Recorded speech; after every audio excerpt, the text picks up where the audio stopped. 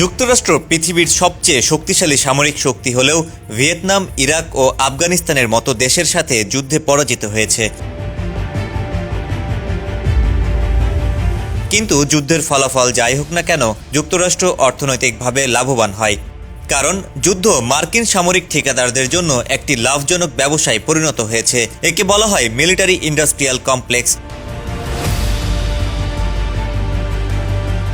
2023 সালে মার্কিন প্রতিরক্ষা কোম্পানিগুলো প্রায় $1 ট্রিলিয়ন অস্ত্র বিক্রি করে, যা থেকে তারা কোটি কোটি টাকা হাতিয়ে নেয়।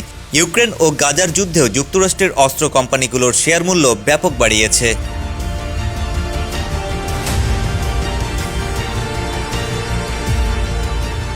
যুদ্ধ মানেই এখন মার্কিনীদের জন্য অর্থনৈতিক উৎসব। অস্ত্র নির্মাতা কোম্পানিগুলো নিজেদের কাজকে এমনভাবে উপস্থাপন করে যেন তারা পৃথিবীতে শান্তি প্রতিষ্ঠা করছে, মানুষের জীবন বাঁচাচ্ছে, কিন্তু তারা এই সব কিছু করে তাদের স্বার্থের জন্য।